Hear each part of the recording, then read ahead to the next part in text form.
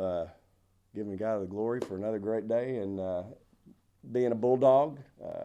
Had a heck of a game Sunday. Um, just uh, just a heck of a basketball game. I really believe A&M's a top 25 basketball team, and was proud of our kids. That second quarters is it makes me as a coach want to go back and try to duplicate that thing 4 times in the course of a game because that's as good as we go. 26-9. And we've had some quarters like that this year. So that's the challenge for me the last couple of days and nights is trying to figure out how to duplicate that. But, um, just really proud of our team. Um, again, I think we beat a really good basketball team. And so got to move on to the next one. Auburn is playing well. Veteran team, got 4 starters back. Play a style that's really, really hard to handle and deal with. Um, it's something they do extremely well. It's not unique, and so it's difficult sometimes to prepare for in 2 days. So we've got our work cut out for us. The good thing is we're a little bit of a veteran team. We've had to deal with it now for a few years, and so we're going to have to go on the road and really compete at a high level against a really well-coached and good basketball team. Got good players. The 2 guards really a good shooter. Furking is just a heck of a basketball player, leading them in scoring, leads the conference in steals. She's just hard, tough, hard-nosed kid, and my kind of player. So she's hard to deal with, and so we've got 2 days to get ready. And go play on the road in the SEC. You mentioned trying to duplicate the second quarter. I'm sure if you knew what the problem was, you'd be able to nail it down. But what are some of the issues that's keeping your team from playing full 4 quarters or from duplicating that, I guess, in more quarters than just 1 or 2? Sure. I think part of it's ball movement and just, offensive rhythm. I think some of it's our defense. We kind of got going in transition a little bit. We were feeding off our energy on defense, coming down on offense and doing some good things. In that second quarter, our inside players were really dominant, and we got away from that during the course of the ball game. And so we've got to learn to trust those 2 down low. They're shooting at a really high number, and we need to give them more looks. At the same time, we got to get them ready for double teams and how to handle that and have a little patience. But I think more than anything, it's just that offensive continuity. And sometimes you lose that through substitution. Sometimes we haven't lost it. We've actually gained it. And so, that's the challenge for us. But again, y'all, I don't want to be peaking in January. And so we'll keep working on it. We're going to spend a lot of time on it today. And we're going to work on out-of-bounds defense too. Does the ball movement necessarily encourage sharing the basketball and lead to assists, or is that something that's more of a mindset that needs to be more consistent throughout 40 minutes? I think the one thing that you notice with our group is the more people touch the ball, the more turnover sometimes we can have. If that ball stays in Morgan's hands, a lot of times we don't turn that ball over, and so it's a mind. Sometimes it's a lesser of 2 evils, but we've got to do. I've got to do a better job. We've got to do a better job getting our kids ready and enhancing skill sets, improving ball handling skills, decision making, all that. You're fixing to go against a team that's going to press you, trap you, zone trap you, the whole game, and so you're not going to be real comfortable. You're going to have to be in attack mode most of the game and stay that way. And so you're going to have some substitution. You're going to have some continuity, obviously, there. And you're going to have great decision making against Auburn. If you make a bad decision against them, it's going to be a layup the other way. You're not going to beat them turning the ball over because if you turn it over against them in the press, it usually leads to an easy layup.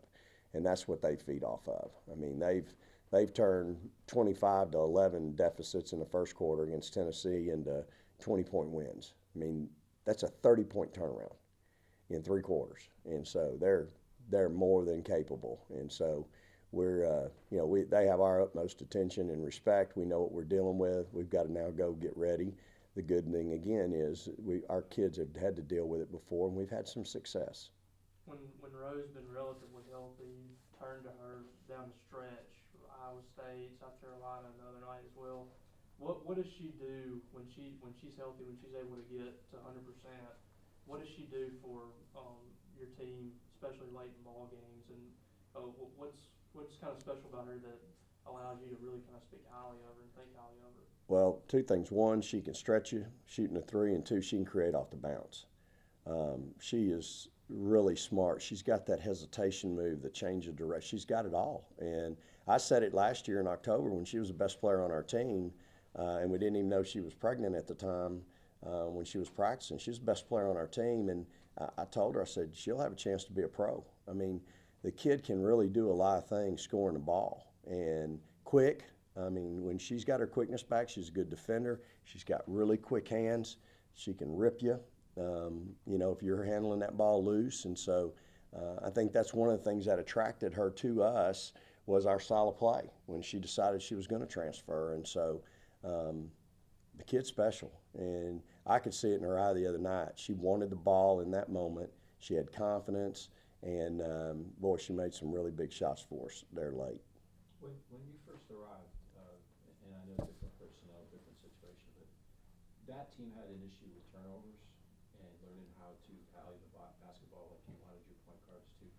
How much of an adjustment or a transition do you think that you've made in the sense that now that you guys value the basketball more and taking that next step into sharing it a little bit better? Well, I think, again, it all has to do with skill set and personnel. Our point guard play is really good right now. Jerica, who we inherited, was so young at the time. It wasn't her fault. She was just young and inexperienced. But her and Katia were that first couple years were our point guards, and they just needed tutelage. And they needed experience, which they got. And they got better and better and better. And so by the time Jerica graduated, she was really good, especially in the half court. She had a presence about her. She was calm. She had an understanding for what needed to take place. Really a good floor general in the half court, whereas Morgan was our, Speedy Gonzalez. She got us up and down in transition and was a great change of pace. So I think now what we've had Morgan having to learn to be that half court general, and at the same time, Jazz has a lot of the same traits Morgan has in that she's great in the open floor, but she's still learning the half court piece, and she's getting it.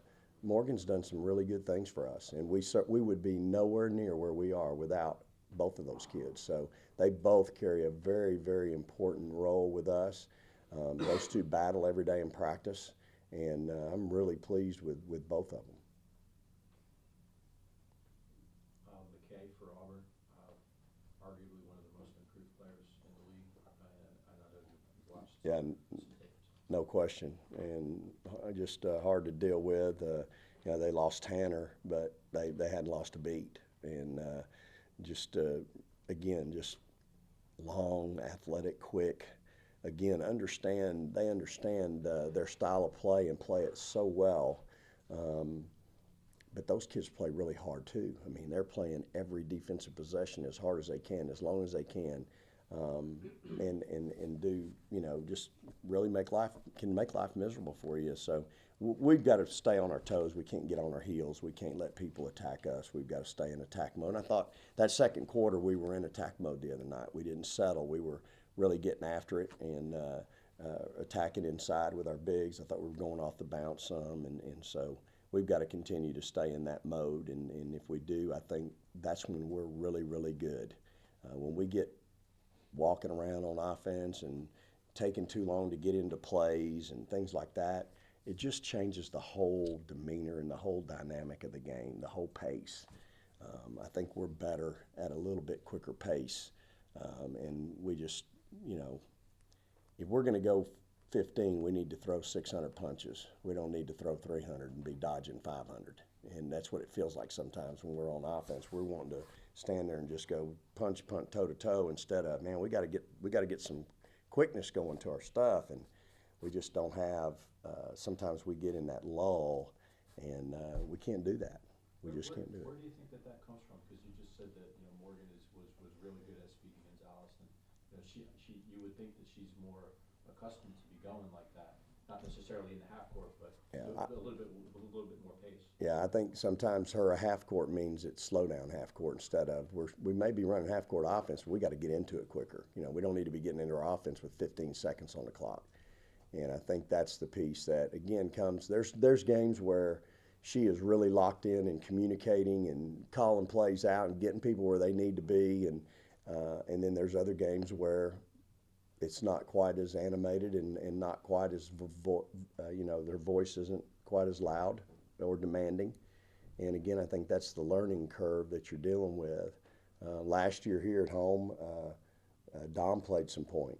I was watching the film last night in the office, and she was really good, demonstrative, getting people where they needed to get to, running an offense when that's really not what she does. But she has an understanding of what we do offensively. And what that did was allowed me to have two shooters on the floor in Tori and Blair. And so, we'll look at a bunch of different combinations, and everybody's going to have to play. We're not going to change. We're still going to play our normal rotations and probably play maybe even some other things different. So we've got to continue doing what we're doing. The thing for us is, my challenge to our kids is just let's get 1 minute better today. Let's get 1 play better today. Every day, let's try to get 1 play, 1 minute better, and keep working. And I think at the end of the year, if you're doing that, you've added up a bunch of minutes and a bunch of plays, and you got a chance. You talked a few days ago about intangibles and the different rotations bring different things. Blair and Katera are so good with the screening. Do you see other kids picking up on those intangibles, particularly with the ability to screen a defender, because it's almost impossible to miss the success that you guys when Zion has a layup off of a screen from Blair, or Kateris goes up and sets a screen to free up Victoria for a jumper. Do you see that trickle down going to other players like Bree and to carry that? Well, I haven't seen it yet. If you noticed on Sunday, we scored on 1 out of 9 out of bounds plays, and Blair wasn't in for any of them. And Johnny's talked to me about putting Blair in for every out of bounds play. Back in the day, some of y'all are old enough to remember Phi Slamma Jamma. They brought in a kid off the bench for every out of bounds play. And he came in every time there was an out of bounds play. He was the guy that came in and threw it in. And I've thought about that, because either she's on the floor stretching it, or she's on the floor setting the screen. And so that's a piece that I've got to figure out and try to figure out what's important in that situation, because she was on the floor a lot the other night setting really good screens, freeing up kids either on the half-court offense or out of bounds plays, and we don't really have that person. I mean, she's it as far as being the really good one. And so I've got to do a better job coaching and teaching and getting some other people to understand the importance of that role, because that's an important role. So that being said, our out-of-bounds plays, y'all, all year have been really good. And Johnny does a great job with them. She's in charge of those, and she does a tremendous job with our out-of-bounds plays. That's a lot of film watching, trying to watch somebody's tendencies, watch how they guard the ball. Are they on the ball? Are they in the lane? If they're in if they're in one spot or the other, then that allows you to do some other things. And so there's a lot of film study that goes into attacking somebody on their out-of-bounds defense. Are they in zone? How are they playing the zone? Do they turn their back to the ball, or are they all facing it? I mean, there's so many things that you wouldn't even think of, that we think of to give our kids an advantage. And y'all have heard me say this. Our job is to try to give our kids 6, 8 points somewhere in the ball game, whether it's a out-of-bounds play, a half-court set, something that maybe the other team we've seen can't handle, can't guard, doesn't know about, whatever. We've got to be worth that every ball game for our kids. Your thoughts on Tennessee and South Carolina, how it affects Mississippi State?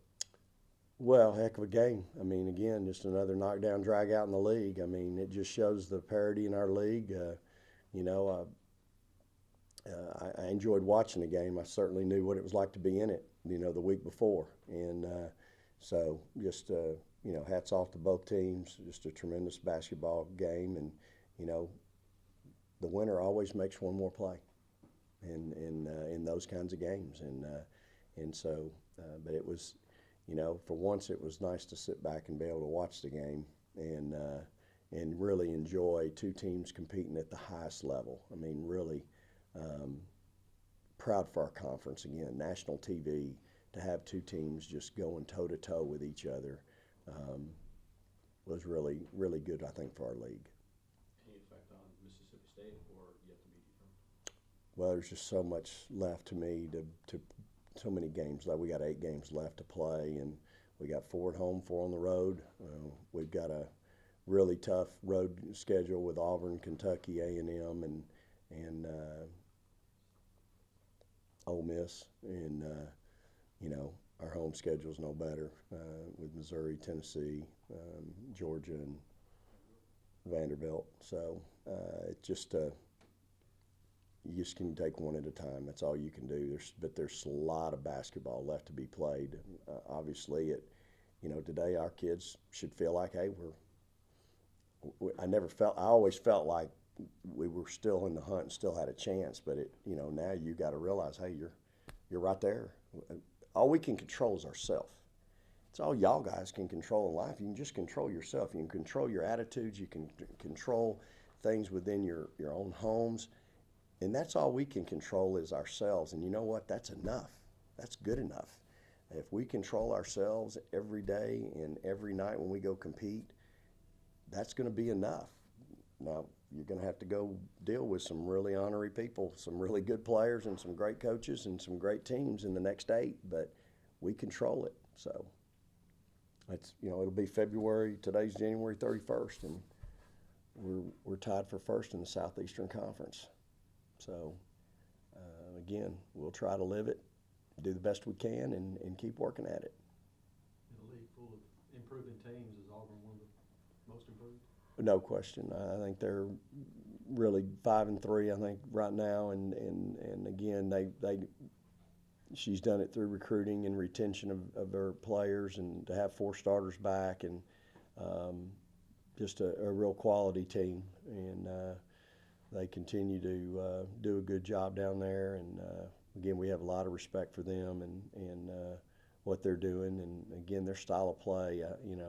We have our style of play. They have their style of play. And I think for anybody that plays either one of us, it's unique and different, and it makes us who we are. So what they do very, very well. And so you have to really respect that, which we do.